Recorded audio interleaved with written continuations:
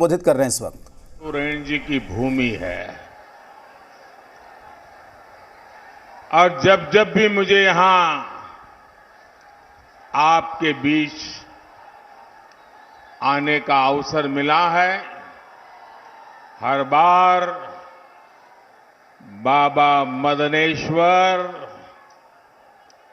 और मां काली की कृपा और आप जनता जनार्दन आपका भरपूर आशीर्वाद मिला है। आज भी अररिया और सुपौल का ये स्नेह मेरे लिए बहुत बड़ी ऊर्जा है, बहुत बड़ी शक्ति है। मैं आपको विश्वास दिलाता हूं, आपके इस कर्ज को उतारने के लिए मैं और ज्यादा मेहनत करूंगा और तीसरे कार्यकाल में आपके हित में, देश के हित में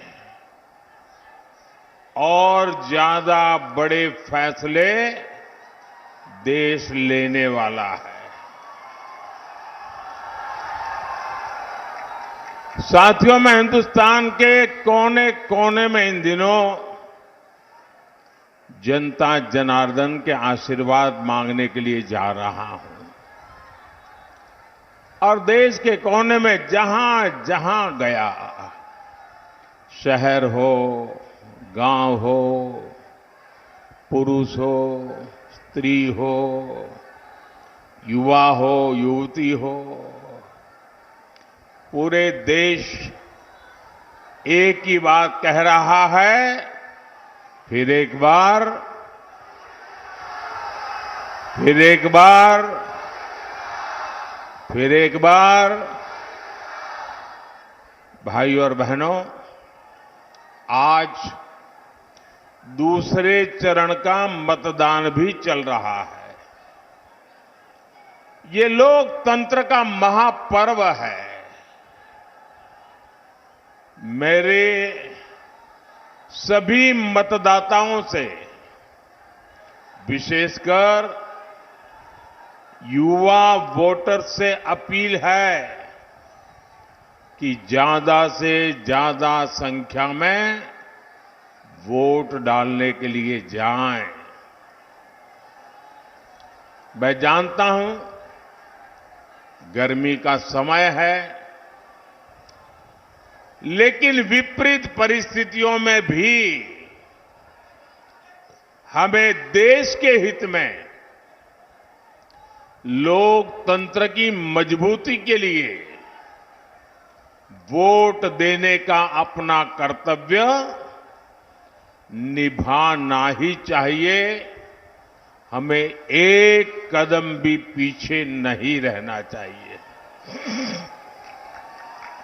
और मेरा तो आपसे भी आग्रह है, जब आपके यहां मतदान का दिवस हो, हर पोलिंग बूथ में यात्रा निकाल करके 20-20, 25-25 लोग गीत गाते गाते, थाली बजाते बजाते, उत्सव मनाते मनाते पोलिंग स्टेशन पर वोट देने के लिए जाना चाहिए। पोलिंग बूथ पर उत्सव का वातावरण होना चाहिए। ये लोकतंत्र है। प्रचार में कितनी ही तू मैं चलती रहे, लेकिन मतदान का दिन पूरे इलाके का उत्सव का दिन होना चाहिए। साथियों, 2024 का ये चुनाव भारत को आर्थिक और सामरिक रूप से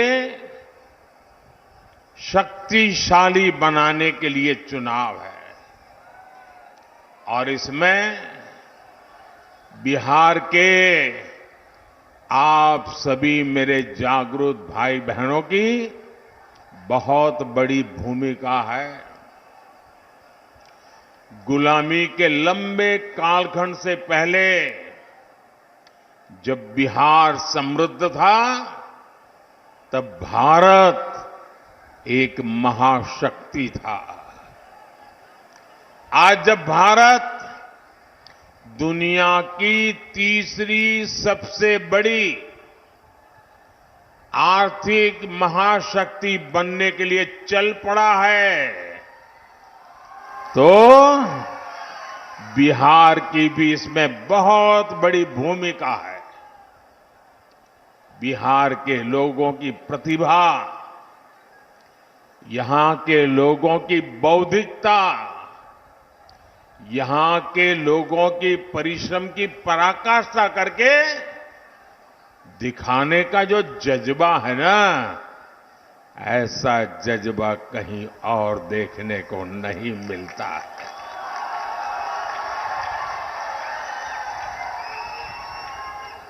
बिहार के इस सामर्थ्य को और बढ़ाने के लिए दिल्ली में आपका ये सेवक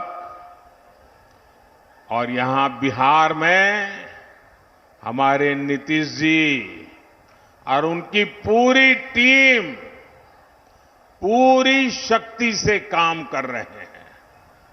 साथियों,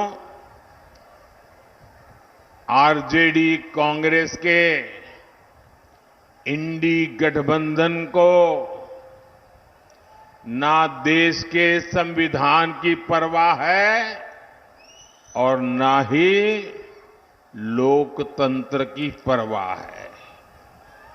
ये वो लोग हैं जिन्होंने दशकों तक बैलेट पेपर के बहाने लोगों का, गरीबों का अधिकार छीना। पोलिंग बूथ लूट लिए जाते थे, बैलेट पेपर लूट लिए जाते थे।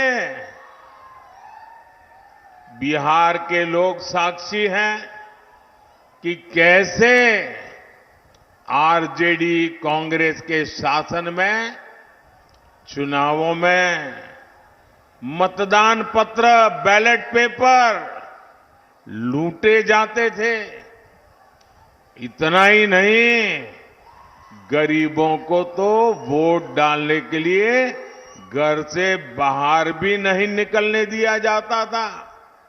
मेरे दलित भाई बहन, मेरे पिछड़े भाई बहन, उनको तो डंडे के चोट पे घर के बाहर निकलना मना कर दिया जाता था। अब जब गरीबों को, देश के ईमानदार मतदाता को ईवीएम की ताकत मिली है, तो ये जो चुनाव के दिन लूट चलाते थे, वोट हड़प करने के खेल खेलते थे, इन लोगों से बर्दाश्त नहीं हो रहा था। अभी भी वो परेशान है और इसलिए उनका दिन रात यही काम रहता है, कैसे भी करके ईवीएम हटना चाहिए, ये बटन दबाने वाला खेल बंद होना चाहिए। यही उनका खेल चल रहा है। इंडी गठबंधन के हर नेता ने ईवीएम को लेकर जनता के मन में संदेह पैदा करने का पाप किया है। लेकिन आज देश के लोकतंत्र की ताकत देखिए, बाबा साहब आंबेडकर के संविधान की ताकत देखिए। आज सुप्रीम कोर्ट ने अभी 1-2 घंटे पहले ही मतपेटियों को लूटने का इरादा रखने वालों को ऐसा गहरा झटका दिया है, ऐसा गहरा झटका दिया है कि उनके सारे सपने चूर चूर हो गए हैं। आज उच्च न्यायालय ने, सुप्रीम कोर्ट ने साफ साफ कह दिया है कि बैलेट पेपर वाला पुराना दौर वापस लौट करके नहीं आएगा।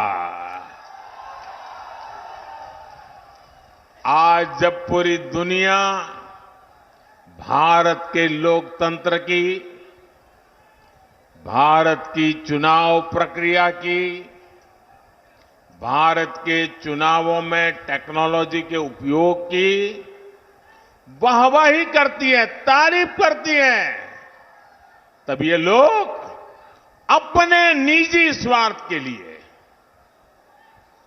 बदनीयत से ईवीएम को बदनाम करने पर लगे पड़े थे।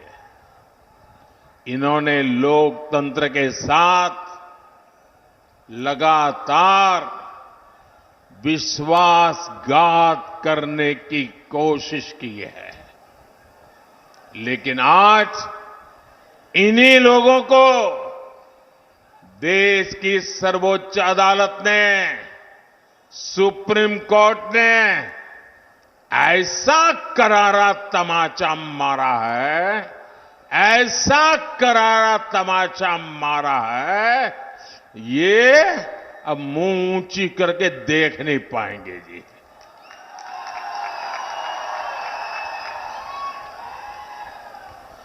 भाइयों बहनों, आज का दिन लोकतंत्र के लिए शुभ दिन है। आज का दिन लोकतंत्र के लिए विजय का दिन है। मेरे साथ मैं नारा बुलवाता हूं, बोलिए। मैं कहूंगा लोकतंत्र, आप कहे जिंदाबाद जिंदाबाद। लोकतंत्र, लोकतंत्र, लोकतंत्र। मैं दूसरा नारा बुलाता हूं, बाबा साहब आंबेडकर अमर रहे, अमर रहे। बाबा साहब आंबेडकर, बाबा साहब आंबेडकर, बाबा साहब आंबेडकर। इंडी गठबंधन के हर नेता को देश की जनता की माफी मांगनी चाहिए। माफी मांगनी चाहिए कि नहीं मांगनी चाहिए? माफी मांगनी चाहिए कि नहीं मांगनी चाहिए? साथियों, आज देश में राजनीति की दो मुख्य धाराएं बन गई हैं। एक धारा बीजेपी और एनडीए की है, जिसका मकसद है देश के लोगों को सशक्त करना, हर लाभार्थी के दरवाजे तक खुद जाकर उसे लाभ पहुंचे। इसके विपरीत एक ऐसी धारा है कांग्रेस और आरजेडी की, इंडी गठबंधन वालों का मकसद है देश के लोगों से छीनना, उन्हें तरसाकर रखना और खुद की तिजोरी भरना। जैसे कांग्रेस हो या आरजेडी, इन दोनों पार्टियों ने बिहार के लोगों को विकास के लिए तरसा कर रखा। इन दोनों पार्टियों ने मिलकर बिहार के करोड़ों लोगों को दाने दाने का मोहताज बना दिया था। किसी के पास खेत खलिहान है तो नौकरी के बदले उसकी जमीन छीन लो, किसी पास नौकरी है तो तनख्वाह छीन लो, किसी के पास गाड़ी है तो गाड़ी छीन लो। कोई थोड़ा भी सामर्थ्यवान है तो उसका अपहरण करवा लो। यही जंगल राज के दिनों का हाल था। यही आरजेडी और कांग्रेस के शासन का तरीका था। नीतीश जी ने और बीजेपी के लोगों ने और एनडीए के सब साथियों ने बड़ी मेहनत करके बिहार को उस जंगल राज से बाहर निकाला है। अब एनडीए की सरकार मिलकर प्रयास कर रही है कि हर लाभार्थी के दरवाजे पर पहुंचे उन्हें अपनी योजनाओं से जोड़े। पिछले 10 साल में बिहार के लोगों